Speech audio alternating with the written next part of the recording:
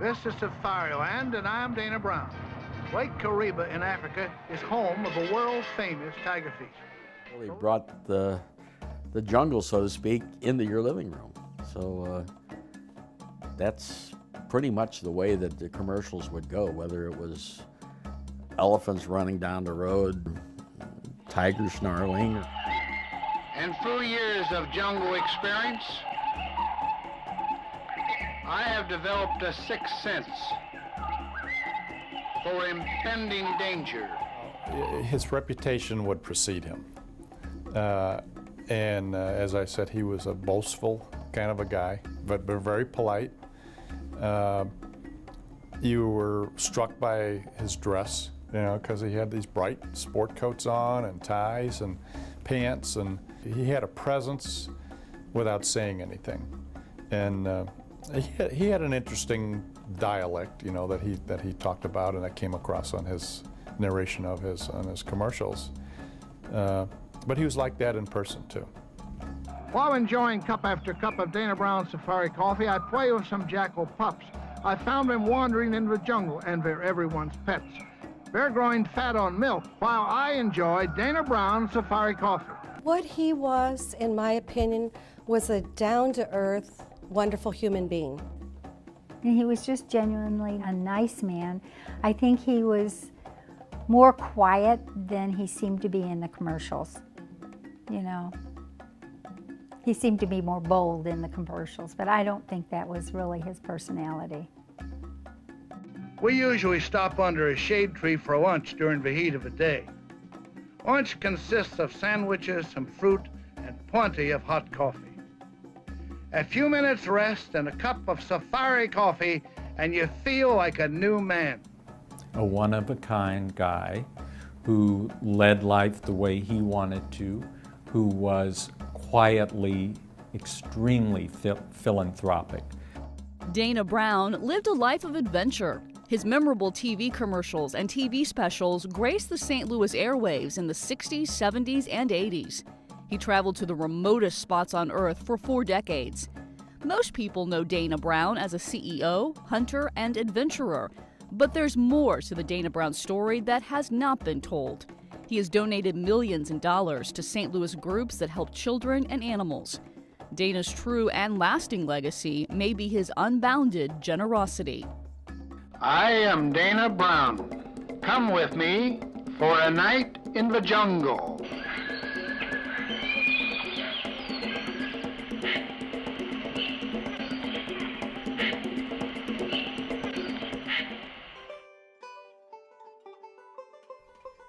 Dana Winfred Brown, 5/16/1905. Birthplace, Hetty, West Virginia, Braxton County. Parents, John Henry Brown and Martha Jane Prince Brown. Dana was number 11 of 12 children. John and Martha lived in rural West Virginia and raised their children there. I'm a mountaineer. We lived in a 2-room log cabin, and we had a small farm on a mountainside. And when I go now and look at that mountainside, I can never understand how we ever made a farm out of it and made a living out of it. But we did very well. He wouldn't elaborate much about his background. He says he came out of the hills, literally barefooted, very sketchy, little bits and pieces here at different times or whatever, but nothing that would take and give you a real run of his life, what happened to him. The thing he told me about his childhood was that they lived in poverty, extreme poverty. He told me they lived in I believe it would probably be like a log house. He told me his grandmother and grandfather smoked corncob pipes. He said, but I made up my mind that I was going to make something out of myself. He had very little education, but that didn't stop him.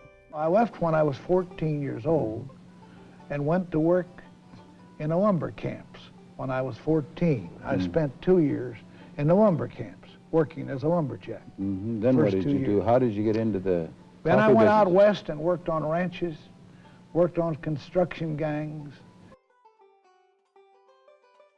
With hardly $1 to his name, he journeyed back east to Toledo, Ohio, where still in his teens began his career in sales as a Fuller brush man. But there was a house across the street, and there was nothing to do. So I went across the street to his house on the way, beat on the door. Well, they were having some sort of a breakfast, these women were. She came and she looked at me, and of course at that time I didn't realize I must have looked rather strange, you know. And she says, what are you? What do you want? I says, I'm a Fuller Brush man. And she stood looking at me for a minute, and she started to laugh. And she says, well, come right on in. And she brought me in, and all those women started to laugh, you know, at me, this Fuller Brush man. And I wasn't feeling like laughing. This is a very serious thing. Right. So I says, madam, I'm going to tell you something. This is my first day, my first call. And I don't know nothing about these brushes. My mother, she didn't have no carpet. She didn't have no wallpaper. We didn't have no divan for a divan brush or anything. We didn't need no vacuum sweepers. We didn't need the bath brush because we didn't have no bathtub. Huh?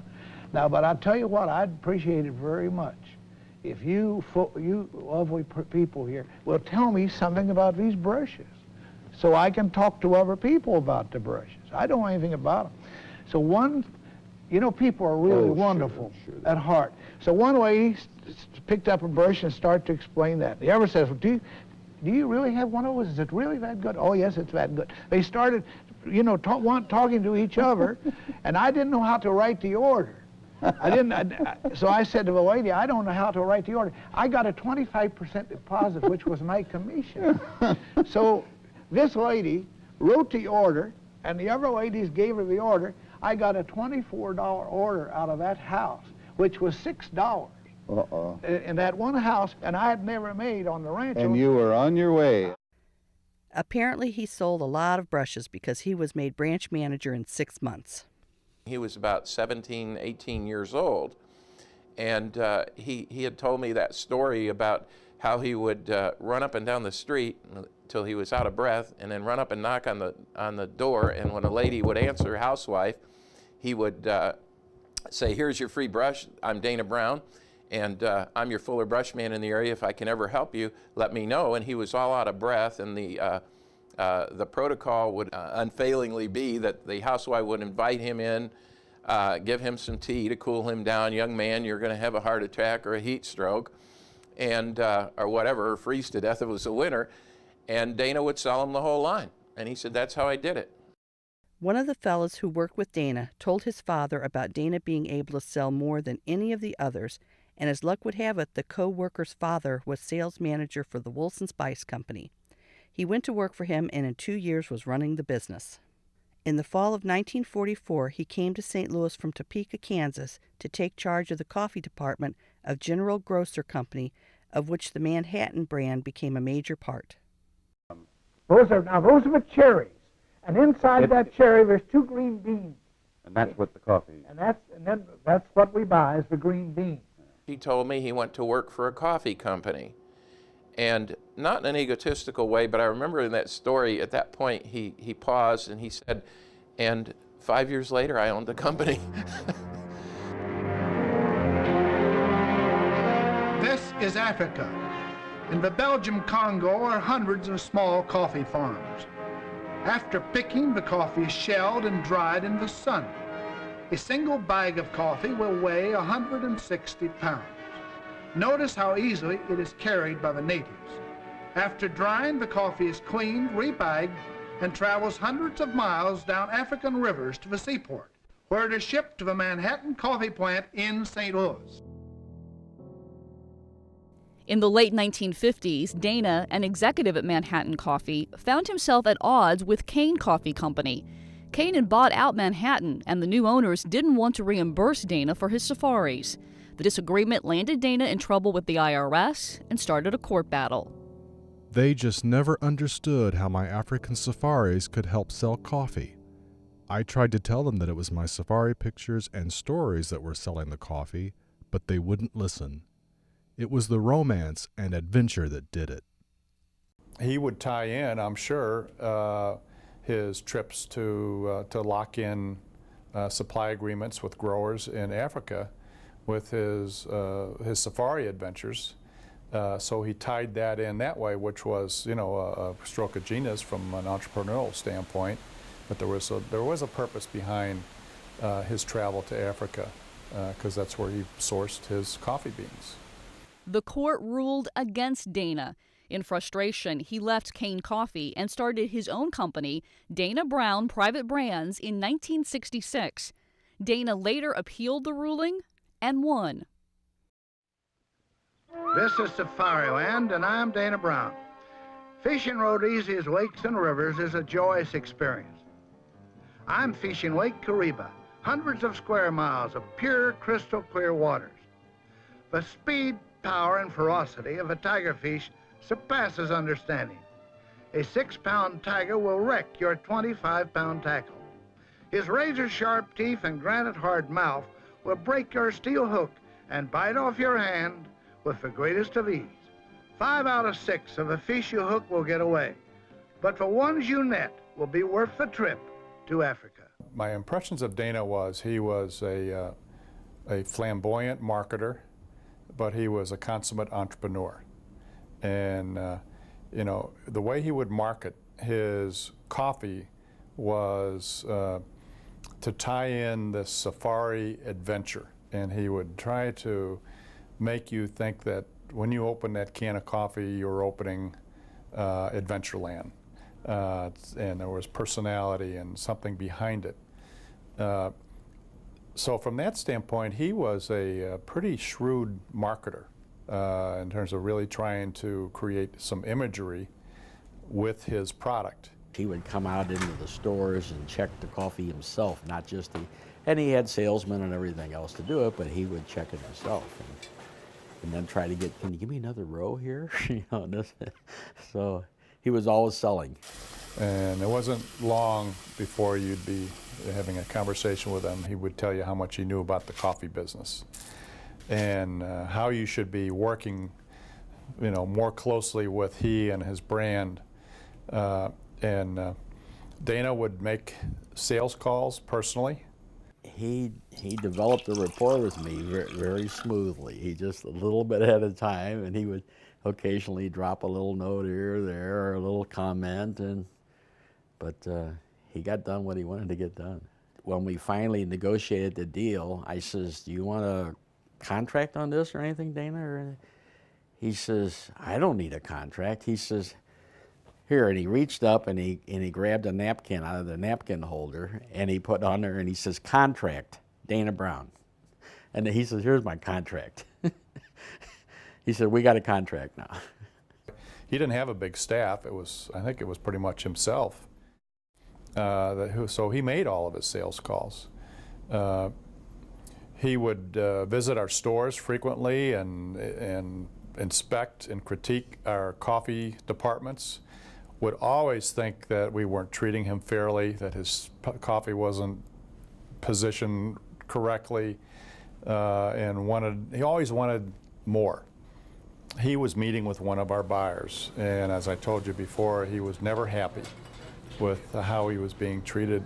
And Dana didn't intend to say this, but he made an inference and challenged our buyer if some of these other coffee companies were unscrupulous how they were dealing with our buyer.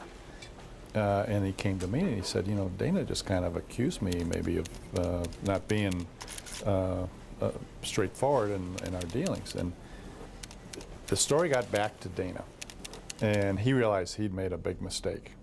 Well, he came into my office with I think a $10,000 check to St. Louis Children's Hospital in a way of apology, that he said that he probably didn't make himself, you know, as professional as he should have in his meeting with our buyer, and as a way to apologize for that, this is the act that he came to apologize with. From the most abundant plantations of the coffee countries,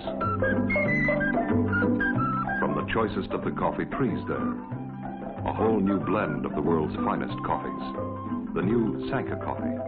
Most consumer packaged goods companies were public companies and had advertising agencies and big professional staffs, and the CEOs were, I assume, fairly aloof from all of this. This is Africa. The coffee-growing native lives a happy, healthy life and looks forward to the yearly harvest of his crop, the trip to market, and the visit with the neighbor. To one who travels the words Tanganyika, Kenya, But here was Uganda, a connected guy who believed so much in his products that he would take to the air to tout them. I think it was unique. I've created a new drip automatic grind, especially for automatic coffee makers. You'll find it in Dana Brown's Super Rich Safari Coffee. For some reason, he had the timbre of his voice, the authority with which he spoke. I hope you've enjoyed my picture. I'm trying to bring the true beauty and fascination of the jungle to your home. All conveyed competence and knowledge that suggested that if you listen to him about what he was describing in Africa, that you should also believe what he has to say about his coffee.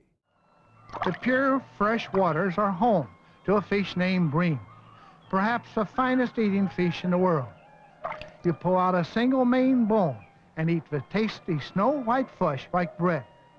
They would come on just briefly, like he'd come on, hi, I'm Dana Brown out here in Africa, and here I am catching this 10-pound bream fish, things like that. He would explain a lot of times the different things that he was going on hunt for, or he'd show scenes of which you just normally didn't see in everyday commercials or one thing or another, scenes of him by a tent drinking coffee. It's a joyous experience.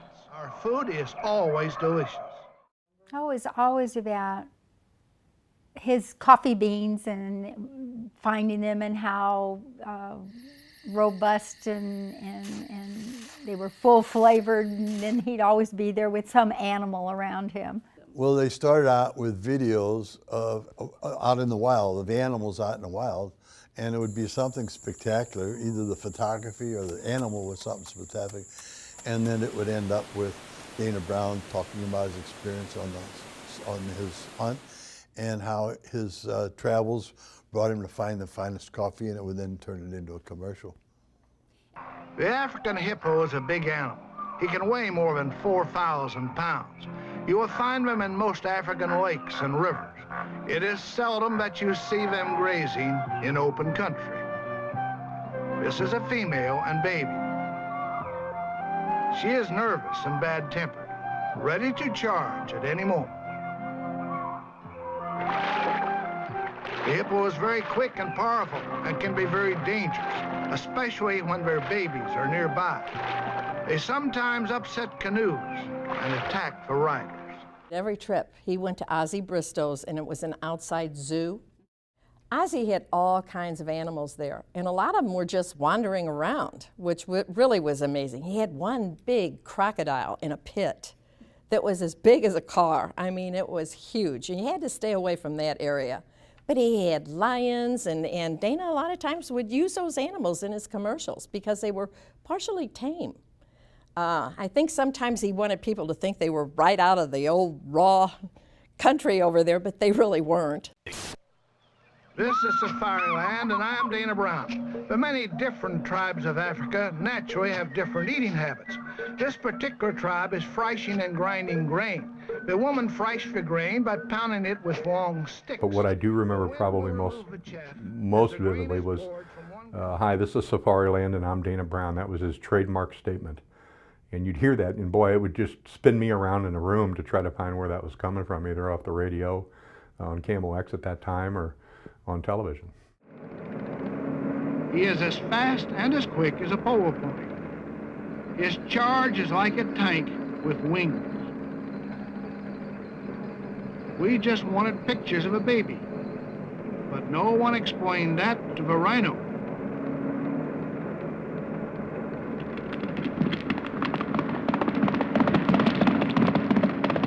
It wasn't really a fair race. She hit us before we got into second gear. We did a little better on foot. But the hunting car will never be the same again. Her horn went completely through the radiator. She then trotted happily back to her baby. They were a little ragged, and they certainly lacked the polish of the Maybelline girl or whatever Madison Avenue was doing, but that added to their charm because it appeared to be cinema verite or whatever it is of here I am in mysterious Africa hunting the XYZ, and you expected the camera to bobble and you expected the things to be slightly out of focus because here he was in this real life situation which he was portraying as opposed to something done in a studio with everything controlled and the lighting and everything pristine. I'd say, okay, take me up here, drop me off, let me get set up, I'll yell, you guys take the vehicle back, come up the road, I want to get a drive-by shot. Okay, I need to get shots of Dana getting in and out of the vehicle. I need to get shots of Dana walking off into the bush with the professional. I need to get some shots of the trackers coming up from the footprint to showing them, looking at it. All the type of footage just needed to put a little 30-second spot together. He always had his coffee brought into camp with him. He had a case, one or two cases of it. And we'd use that throughout the hunt. There would be various settings, either in the morning or in the evening, where we'd set it up. And if he'd had a good day, he'd be sitting around with the professional, and you know, the cook or one of the waiters would bring in the coffee, and of course, Safari Coffee right there in the foreground, promoting the product while they drank their coffee and talked about their day's activities. It's a new automatic grind, tailor-made for your automatic maker. Enjoy coffee at its best. Safari Automatic Grind. He said it in his commercials. He would say, only the finest beans or the rarest coffee or whatever it was, and you had the feeling that Dana Brown would not sell you a product that wasn't just top-notch. Jungle animals are up long before daylight, and so am I, with breakfast at 5 o'clock in the morning, when good coffee is not good enough. Rich coffee is not rich enough.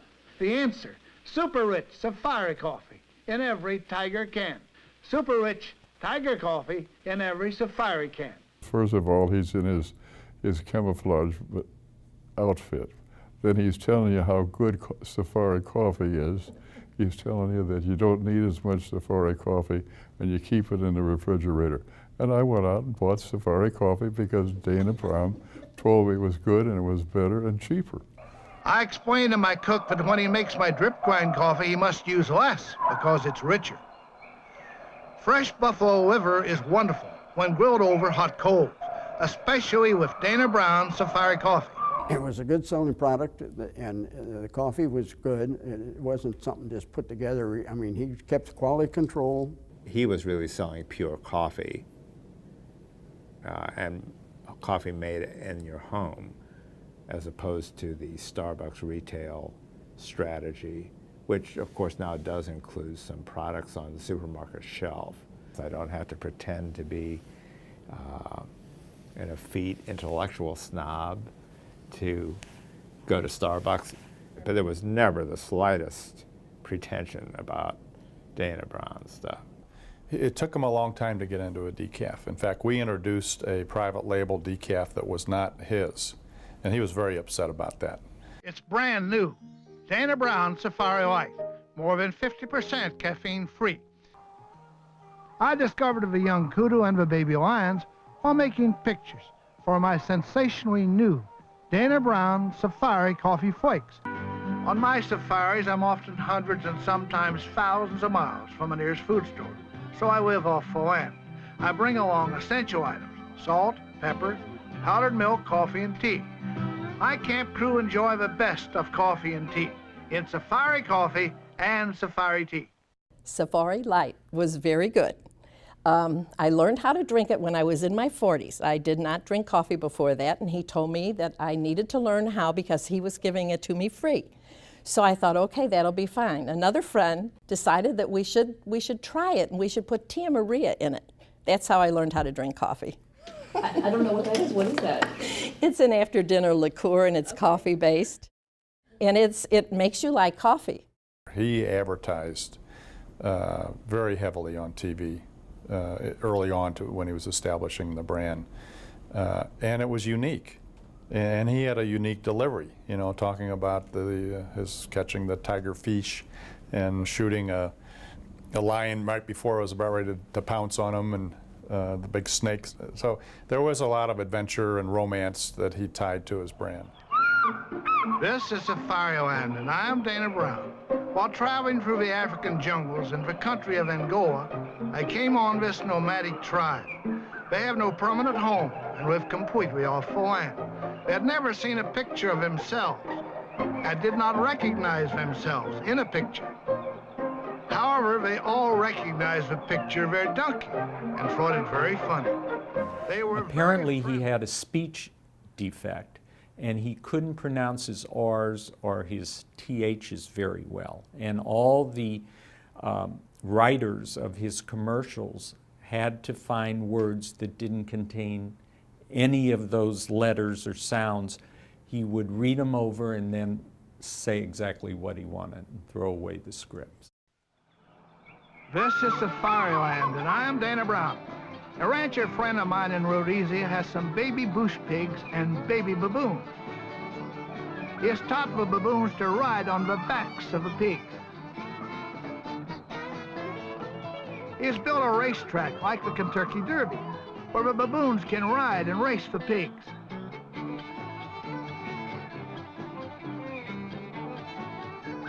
It is one of the most delightful spectacles I have ever witnessed. The race is fun for both baboons and pigs, and exciting for the spectator. There would be attempts to reword it so there would be some more clarity to what he was enunciating when he was on camera, but that went by the wayside after a while simply because that was part of who he was, and it really wasn't an issue anymore after that.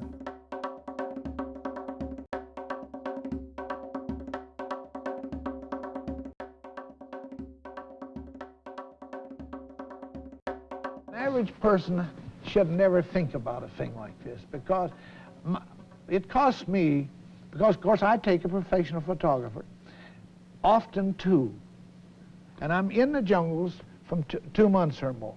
But it costs an average $25,000 to $30,000 minimum. They were very first class. They had china cups, china plates, silver, and there'd usually be, we would have 2 tents. Dana had 1 tent, I had another tent. They were probably like 15 to 30 feet apart, depending upon the campsite. Then the natives were back in another little area away from us. After dinner or lunch or meals, we would always be by ourselves, except each one of us had a houseboy that would make sure our water was filled or our coffee cup was filled, and to take away our first entree or such. But safaris were very, very first class. He would hire his own people to do his own thing, and he always did that on his own, which was unheard of. That you would go to Africa and not have a guide that you hooked up with or something like that that did everything for you. We had a tractor, and the tractor was going to go a certain way, and Dana said, no, that way. And then he'd say, go here, go there. And the driver was getting a little aggravated because he was the guide. And I told him, I said, just relax, just do what the man wants. That's all you have to worry about. He always went to a big convention called the Safari Club International Convention. And he would go there and make the rounds of all the different safari operators. And usually his choice was made on the type of game he was pursuing. Elephant, he had 2 or 3. If he was pursuing plains game, he had 2 guys that he preferred. But he wouldn't stick with anybody for too long. Made his first trip to Africa in the early 50s and just loved it. Probably went on first real safari around 1960 or 1961. For a number of years during the late 60s and early 70s, he would have a safari in the spring to Asia and another one in the fall to Africa. They've got a dirt airstrip, and you have to fly over the airstrip to scare all the animals off of it. Land, they take you back in a big rover back to the camp, and there's a large mess tent. There's a tent for all the game scouts, tents for the gun bearers, all the guys that work on the safari operation. There's probably like 30 men in camp, all support staff. Dana was first class about it. This was not a inexpensive operation. I watched him write a very hefty check for this. Dana, totally fearless man. I know we were on a boar hunt, and he actually got down off the elephant when there were wild boars running all around us, and even the elephants were a little bit concerned at the time, but Dana just slid down off of that elephant with his rifle and went after getting us dinner. Walking through some tall grass. He was after Cape buffalo, which is considered the most dangerous game animal in the world, and he was carrying a double rifle, and he knew that he couldn't see very far through this grass because the grass was a little bit taller than he was. And he'd stop, and he'd listen, and he'd wait to see where a charge might come from. One of his beaters turned and walked around him and preceded him on this little path. He said no sooner did the guy get 8 or 10 feet in front of him than this big black freight train went across the path right in front of him. He said he could have reached out and touched this bull. He stood his ground on the path, and because he knew that this bull was going to turn around and circle. And he said the bull did turn, did circle, and charged right at him. He said it took 2 shots to take the bull down, but the bull died right at his feet. That took an extraordinary amount of guts to just stand there and take that. An adult lion can cover 70 or 80 feet in under 3 seconds. And you don't have much of a chance. So if you're not ready walking along with your rifle loaded, I mean, you never go out in the field without a loaded weapon. And I'm unloading all this camera gear and all these cases, and the 2 hunters are there, and they're inspecting all the gear, and they said, well, where's your gun? And I said, well, I didn't bring a gun. And they looked at me, each other, and then they looked at me as though, who is this idiot? I explained to them, I said, Mr. Brown said I didn't need one. And they said, yeah, you need one. We got back to camp. They gave me a very large high-power rifle, and they said, this goes with you everywhere. And they were bolt-action Winchester Model 70s. He had some bolt-action Rigby's, several Boss-grade double rifles that were made by Holland & Holland.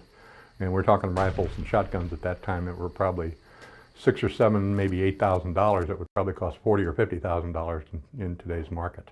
Every morning, after they got up and they had their breakfast, and I know if you've seen any of his video, you've seen him sitting at a fold-up table with the old red and white checkered cloth on it, drinking his coffee and eating his eggs or whatever.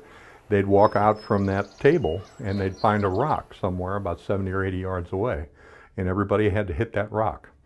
So it was no formal range or no formal sighting or anything. It was just shoot that rock. If you can hit the rock, you're good enough to go. And he loved to relay his old stories and around the camp at night. When he was younger, and the Prince of Nepal would call him and say he had a man-eating tiger in a village somewhere, and they would call Dana, and Dana would come in and dispatch it for them. This is the story of a man-eating tiger, the famous crying tiger of western Nepal. In Nepal, it was extremely primitive. I remember it reminded me of a field camp in Vietnam, really, except we didn't have sea rations. But no, they had plenty of food, water. It was total field situation. I mean, you were in the middle of nowhere. You certainly didn't bathe in the rivers with all the crocodiles, but you had facilities that were very similar to what you would have seen. For instance, if you ever watched the program MASH, how they lived in tents. The purpose of this trip was to search out and kill a man-eating tiger, a man-eater that was terrorizing a dozen villages, over 50 square miles of territory. We arrived in the tiny village the evening of the second night and found a large group of natives there to greet us. The place was jammed with smiling men and women who had heard the news far in advance and that our party had come to kill the man-eater. It was that night for the first time that I heard the name Crying Tiger, and it was that night for the first time that I heard the stories firsthand. This man lived to tell about the attack of the man-eater. He is still alive. The cuts in his face have healed, but the shape of his face will never be the same again. He is terribly embarrassed, and he doesn't want to show his face. The buffalo that he was herding at the time of the attack saved his life. This man was struck on the back by the powerful paw of the tiger.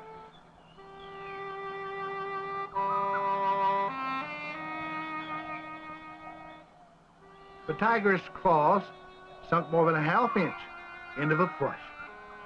The claw marks are easy to see. The cuts have healed, but the shock from the tiger's attack will always remain. I have heard it from afar at night, an old man told me through the interpreter. It sounds like weeping at first, and then its noise increases until it becomes a scream. No other tiger makes a noise like that. This is a bad tiger. The beautiful serenity of the jungle days are replaced by the terrors of the jungle nights, when the whole jungle world comes alive, and the hunters and the hunted begin to prowl. Through the Sherpa, we discussed the habits of the tiger, and we marked each place it had been spotted with a pebble on our map. On this particular trip, I spent 26 nights by myself in the jungle. I stayed each night alone in the jungle, in a seat tied up in a tree. The seat is called a mashan. It's tied 20 to 25 feet above the ground. They are made of poles lashed between two trees or the branches of joining trees. They are tied together by vines or fiber ropes made from native wood. No mashan is comfortable. Some are just more miserable than others. One morning I picked up the trail of a tiger that had killed a buffalo weighing more than 1,000 pounds. The destination of the tiger was thick, heavy jungle. An animal began moving around and around my mashan. The nature of the animal's movements indicated that it was either trying to find a way up or waiting for me to come down. And then I felt the vibration. 'Twas then I knew for a certainty that the tiger was coming up my tree. Fortunately, I moved quickly, because a couple of seconds hesitation and I would have been her guest for dinner. The diversion startled the tigress. She jumped off the tree into the thick jungle below. The following morning, on returning to the ground, I hurried to examine the tracks. They were the tracks of a tiger, the famous man-eating tiger of western Nepal, the crying tiger. She had already accumulated more than 50 victims, and it was apparent that I was on her list. Prior to last night, I was fearful that my time in the jungle would run out before I had a chance to get her. Then I had seen her as a challenge, a fascinating opponent in a little game of hide and seek. Now my feelings toward her were more personal. She had tried to get me. It was one thing that she had killed more than 50 other people, She had taken a crack at puncturing my precious hide, and that was entirely different. For some reason, I no longer was much worried about not having time to kill her. There was plenty of time. If I didn't get her this year, I would get her the next. After leaving Kathmandu, I crossed the Himalayas into western Nepal, where roam the famous Royal Bengal tigers. When we arrived, we discovered that the natives had almost forgotten about the crying tiger. She hadn't made a kill there in more than 4 months, and only a few reports of her nightly crying had been made lately. It was obvious she wasn't using the area anymore. He said, "Tiger tried to kill me. He tries to climb a tree." Yeah, okay. And we're driving out to the area. And believe it or not, uncannily, we came to the tree. The Mashan was a platform up in the tree that they sit in. And here's the claw marks on the tree. That night when Dana wanted to cross the river, go out and get that tiger, the hunter was furious because there are crocodiles in the stream. And I said, "I'll go with you." He'd say, "No, you stay here. I go by myself." "No, I'll go with you." "No, you stay here." "Okay, I know." After he says it twice, you know, you better do what he says. Night after night, I stayed alone in the jungle, by myself, in a mashan, tied up in a tree.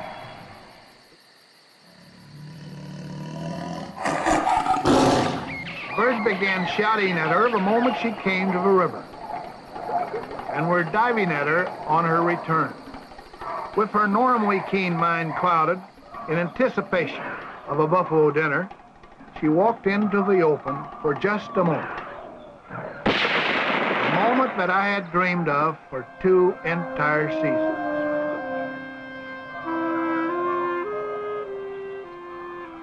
Even dead tigers are approached with caution.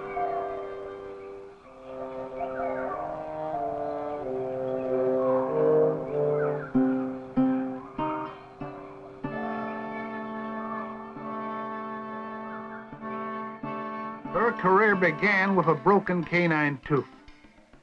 A tiger kills by biting through the throat. Without her canine tooth, this tiger could no longer kill her normal game, such as the big buffalo, the somber, or the spotted deer. People were easy to kill. She first killed them because she was hungry, and later because she acquired a taste for human flesh. Now that the famous man-eater was truly dead, the villagers pleaded with me to remain for what would have been days and nights of celebrating. The beautiful Nepalese girls threatened to keep me by force, and it required an iron will to break through that obstruction. The whole countryside was rejoicing, now that the man-eater was surely dead. And the sunset that night was the most beautiful of my entire hunting career.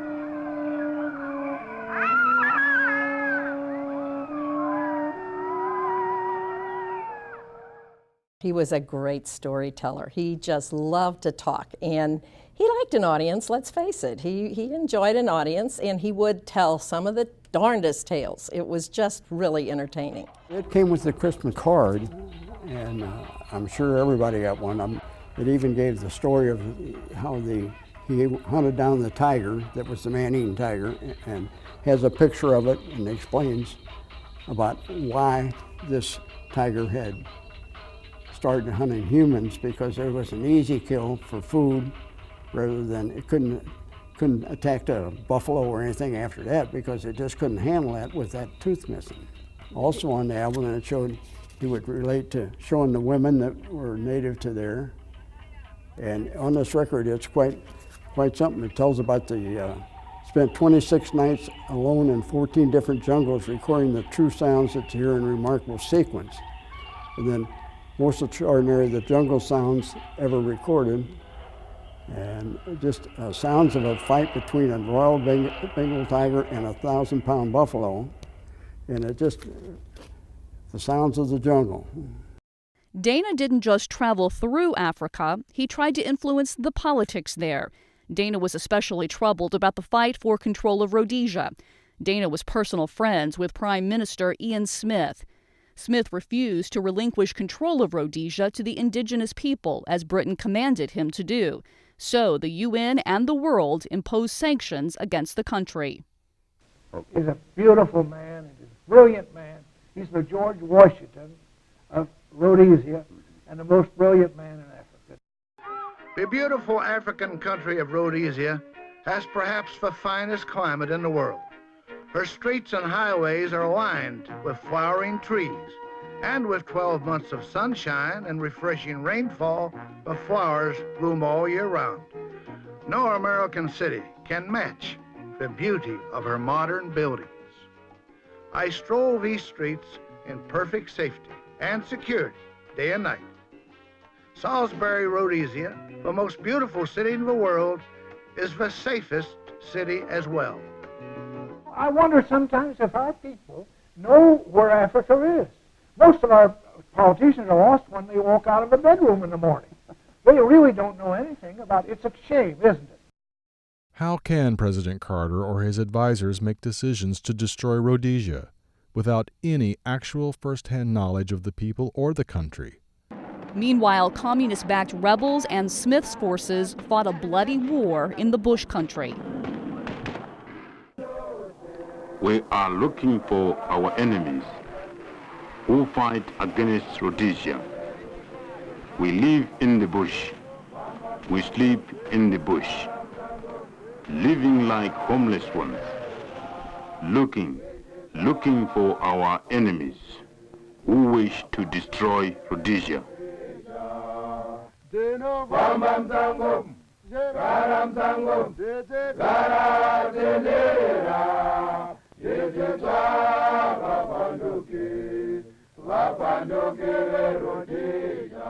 Well, you know, there's a fear of Vietnam. Don't you think that that's the problem? We can't afford to get involved in a land You don't have to get involved. We've got sanctions against Rhodesia. If we would just withdraw our sanctions, they do their own fighting. They're not asking us for arms or help or money as the surrounding countries are. The communist countries are. They're only asking us to leave them alone. Are you almost an ambassador, a lobbyist? No, I'm not. I don't go to Washington. When I write an ad in the Globe or Post-Dispatch. Well, I know you take out full-page ads. All right, I send those full copies. I send copies of them, tear sheets, to every congressman and every senator in the United States. What do they do? I get beautiful letters. Carter is the whole problem. Carter, in my judgment, is a very sick man. Very sick. Yes, mentally. How is he has to be. God, how could he do this if he wasn't, huh? Facing increased world pressure, in 1979, Ian Smith's government turned over control of Rhodesia to the Black Majority Party. The country was renamed Zimbabwe. And all we want is a peace we understand. There'll be votes for all the folks, and with sanctions gone, we hope to rebuild this little country to a proud and single nation. We've got to end this dreadful war. We found what we've been fighting for. Will the world wake up and stop this conflagration? What a time it's been. One of his real interests was in the civil rights of African people. And he used to talk a lot about the terrible plight of the Rhodesians. And Rhodesia was a country then, and there were a lot of civil wars and communist takeovers. And he used to just, lament over, the plight of the people in Rhodesia.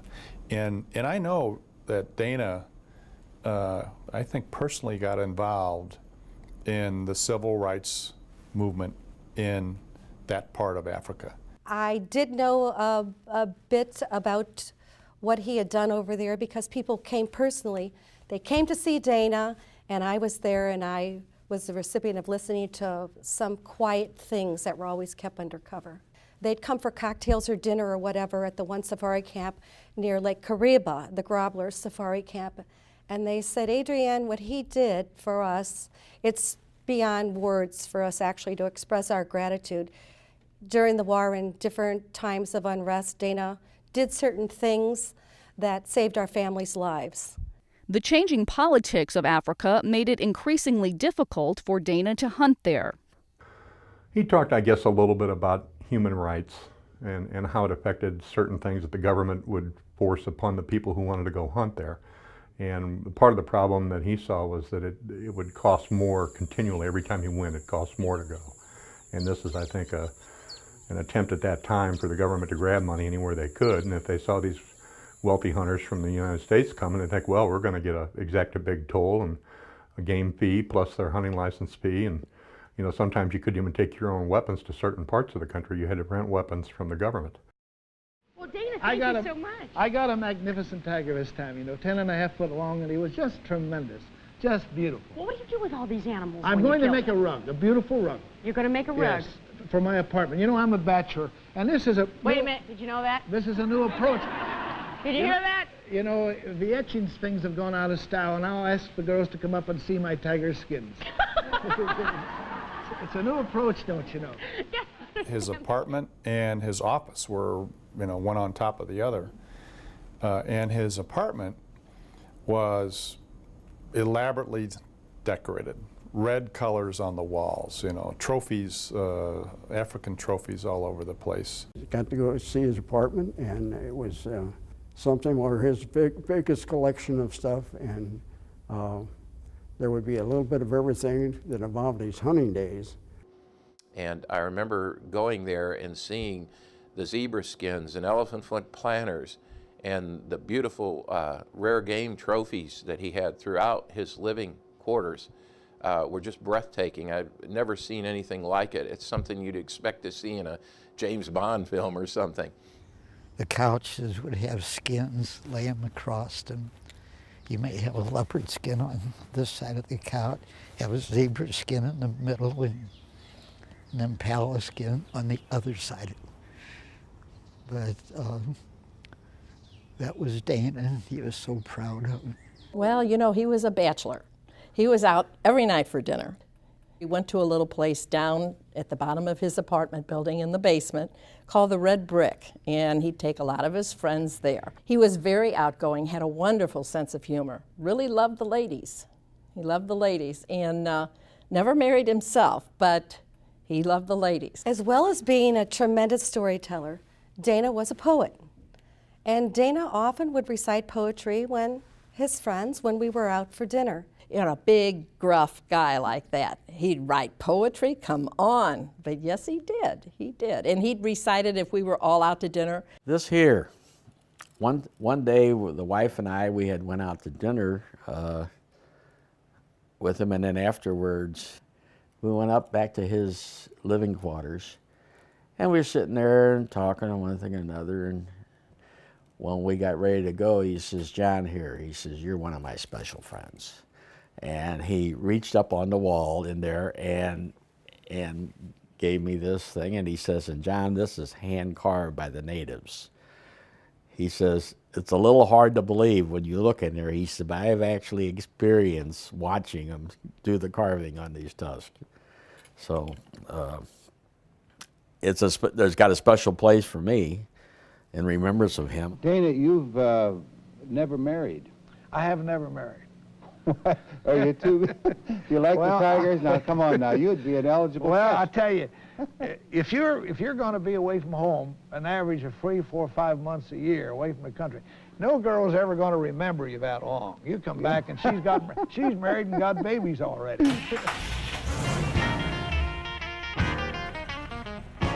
He generally drove a white vehicle, and it was a plush one. It was either a Cadillac or a Lincoln or a Packard or something like that.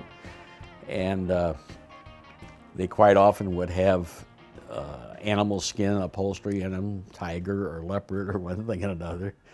And he I can still picture him driving down the street in that animal skin upholstered car with the top down. Dana was going to his country club, Glen Echo. Well, I don't know if he didn't stop all the way to the stoplight, but he was out there on Lucas and Hunt. The lights come on, the police stop him, they pull him over. So the policeman came up and he saw it was Dana Brown, he radioed, and it was a short period of time, there were 4 or 5 cars coming up. They wanted to meet Dana. I think he was a shy person.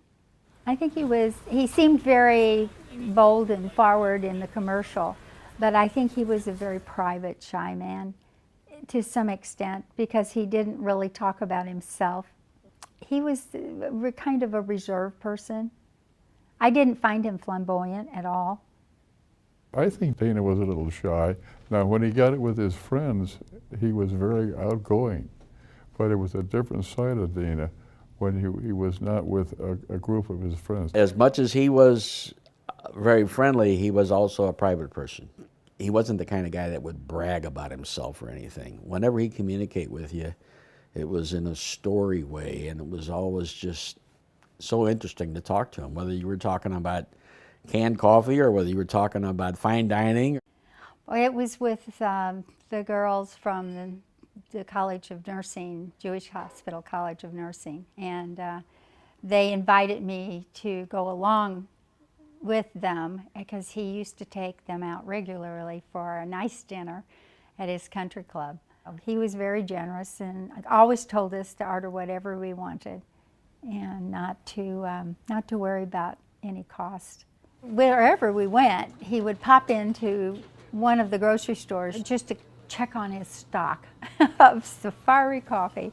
He was always wanting to see and make sure that they looked good on the shelf and that they had plenty of coffee. So he always swung in someplace, and then we go usually and have dinner.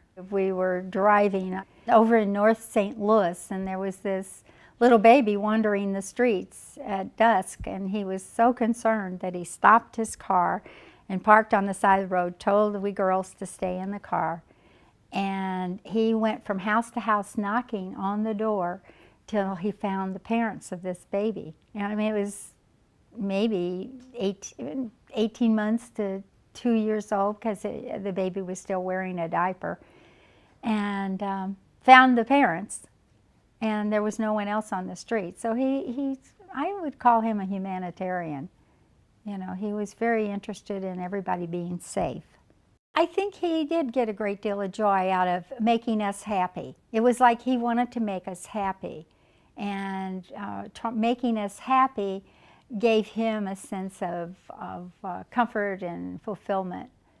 His philanthropy during his lifetime went primarily unnoticed by the general public. He was very quiet about it, but he wanted to use his fortune to good purpose.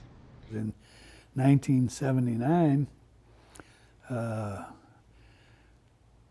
my wife and myself asked him if he would do a show in Ellisville. He said, yes, sure, what do you want to do? And I explained to him that we were doing a fundraiser for this girl named Becky, who was a member of our church, and she was hit by a car. She became completely vegetative state. We talked to Ron Kruger, who was head of Warenberg Theaters at that time, and he said, yes, you can use my theater if you're talking about Dana Brown. You know, everybody was talking about Dana. Dana brought his own projectionist and his own equipment. He himself came out and took part in the fundraiser, which was big at that time, and they packed the theater. It was probably all West County came out there when it was Dana Brown. He showed a safari picture in India. There was a man-eating tiger that was plaguing the natives, and they were having trouble with it. He came out and brought everything, came in, paid to get in. He was going to pay to get in. I just said, you know, you don't have to pay. But he did. He paid. It was a donation is what it was. All the proceeds went to the mother. Years ago, he wanted to pay for a walkway across Kings Highway from the Children's Hospital over into Forest Park. And somewhere it didn't work out, I think, politically or whatever it may be. But he was willing to pay for it. We approached Dana to make a major contribution to the building fund and really introduced him to St. Louis Children's Hospital. And Dana gave a significant gift to Children's Hospital. And that began a relationship that Dana had for children's charities, specifically St. Louis Children's Hospital. He used to occasionally play in the Hale Irwin Children's Hospital golf tournament out at Old Warson. Dana wouldn't ride in the cart. He would be out of the cart and he would jog and walk to his ball. And he had to be 65, 70 years old. But it just, you know, showed you what kind of a rugged, you know, adventure-seeking kind of a guy he was. Paintings of Safariland's most exciting animals, costing thousands of dollars, are reproduced on the big cans of Dana Brown Safari Coffee. There are 4 canisters with different pictures for your collection. Remove the label and the beautiful canister is ready for your kitchen shelf. Well, I met Dana Brown in 1973 at the Racket Club, and my wife was sitting on the other side of Dana Brown. And of course, I was really awed. I was just a young curator then, and I wanted to hear all about his trips to Africa. And I heard his commercials all the time talking about tiger fish and hunting, and with his mahat on elephant back, as hunting tigers, and on safari to Africa, hunting lions and big game in general. But we talked about our travels, and during the course of the evening, I invited him to the zoo for a behind-the-scenes tour of the zoo. That's the Amur Leopard. They're from the Siberian-China border, and they're gravely endangered. They may not even exist in the wild anymore. He was interested in how they cared for here at the zoo and what we fed them and how we didn't go in with lions and tigers. During the day, they're out in the outdoor moats, and the keepers lock the cage, and they go back in the nighttime quarters and clean them all up. And then in the evening, they put their food in, open the door, and the cats go in because they're hungry. Then they close the cage. Well, the next morning when the keepers come to work, they can go out in the yard, clean the yards up, put little snacks and treats out there, close the door.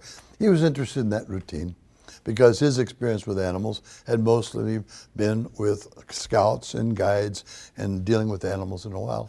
I would bring Dana down here, and he would have a chance to look at some of the animals real close, and you could either hear them breathing, and at that time we had a big old male that would lick his hand. But none of these animals are tame enough to do that, so we don't put our hand anywhere near because they could claw. And when he met the keepers, he always liked to talk to them and ask them questions about an individual animal. He liked to know about each animal's personality and how each individual animal reacted like to the keeper. Have you ever regretted killing anything you killed?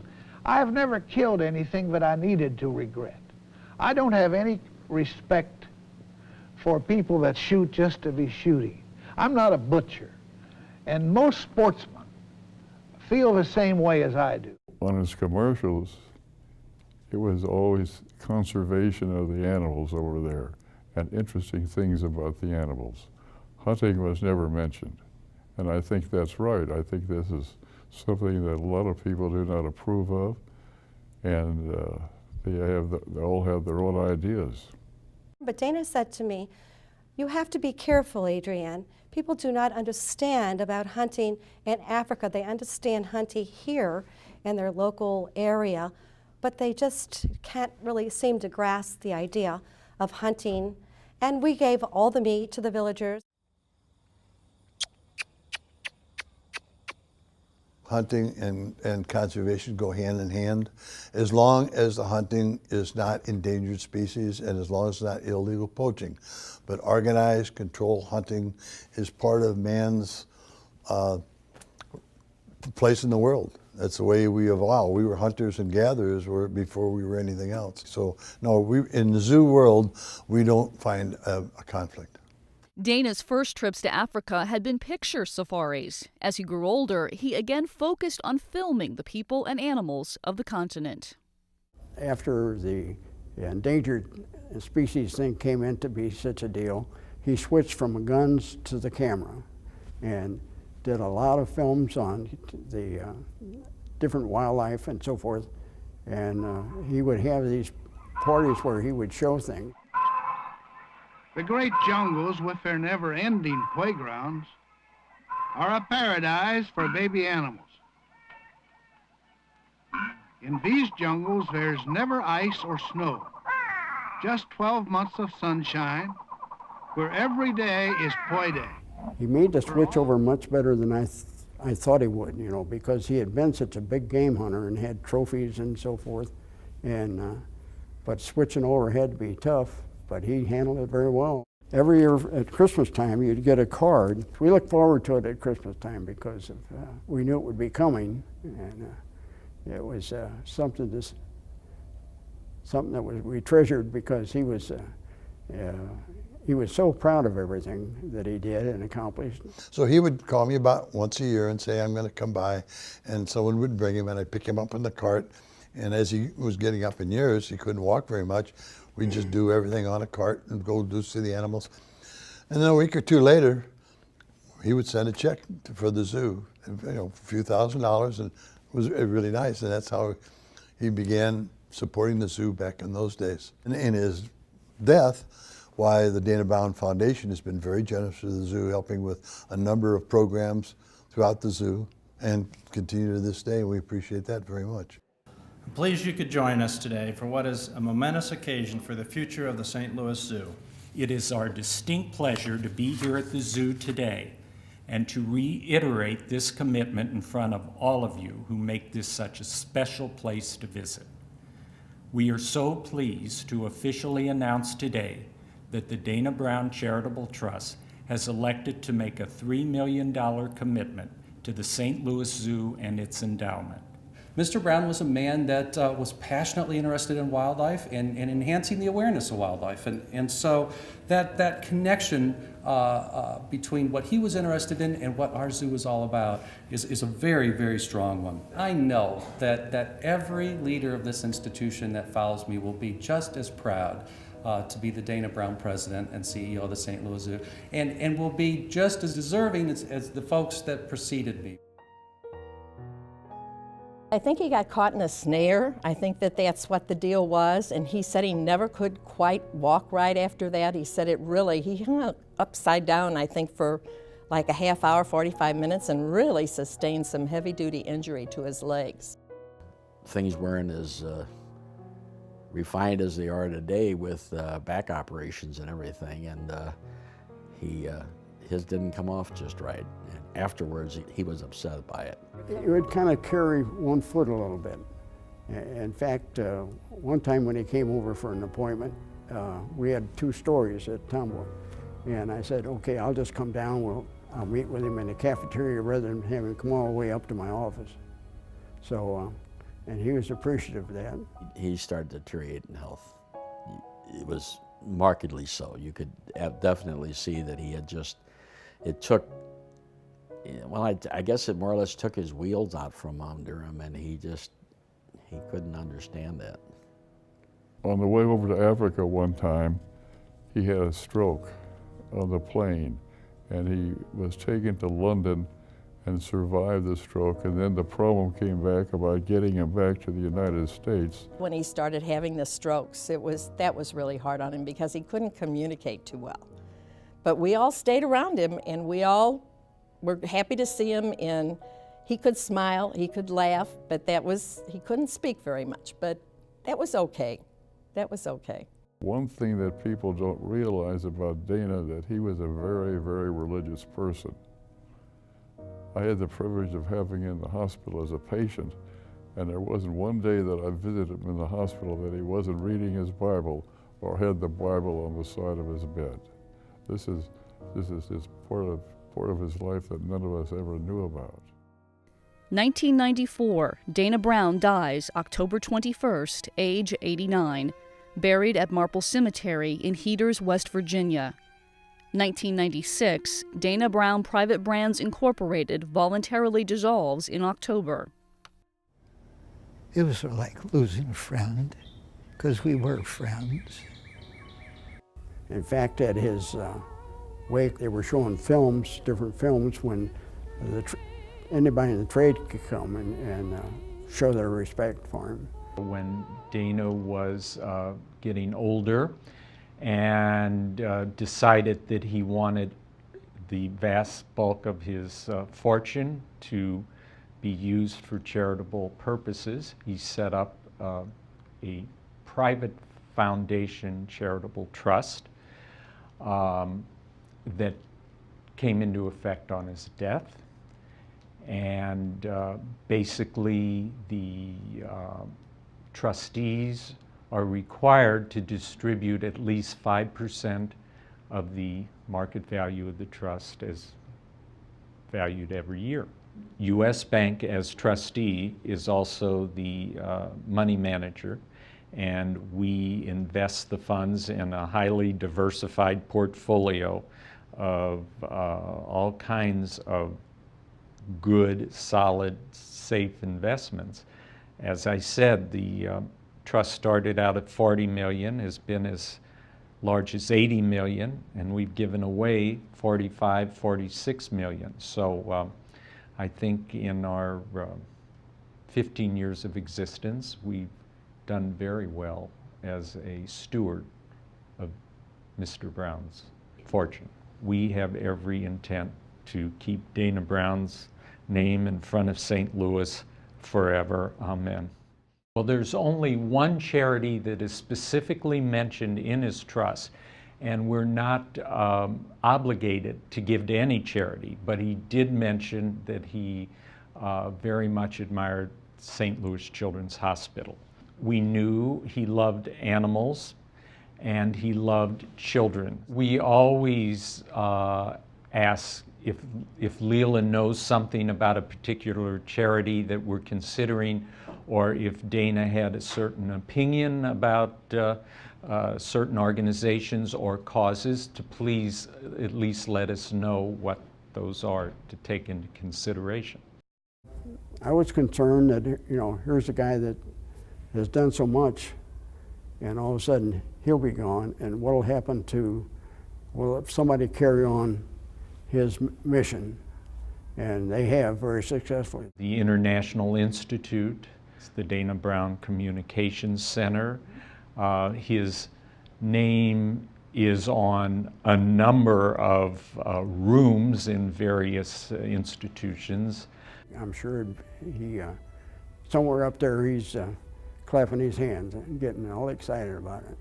So, and the people that are handling the legacy now are doing a great job. They're putting it where it really, putting money where it really needs to be to help people. I would suspect he'll be remembered as someone who adopted St. Louis as his home and who very much wanted to give those less fortunate than he a chance to make it. Very sincere, always told the truth, was great to work with. And a wonderful heart, a tremendous mind, and always was thinking about other people. I remember him as being a very kind, nice person. It was exciting to see him on TV and the work that he was doing, and then knowing about his foundation and that he was a very generous, kind person too. I think they'll know Dana Brown and what he did with the coffee business and the commercials and the type of man he was. Very kind, considerate. You could feel the delight in his voice when he spoke about being in Africa. I just think he's on a big safari now. And I admired his focus. I admired his passion for what he did. And I think as I went on through the business world, I often thought of the man, and and the passion that he brought and how that obviously enhanced his level of success. If you're going to do something, you don't do that thing, you be that thing. And that was kind of what I took away from Dana Brown. He's really the American dream, the American success story. He left home from Appalachia, West Virginia, one of 12 children. He never looked back. There's a lot of joy in living if you only look around. Rest your eyes on nature's paintings. Rest your feet upon the ground. Pull your bootstraps, won't you, neighbor? A trial at least you'll find its worth. You'll be getting near heaven when you've gotten back to earth.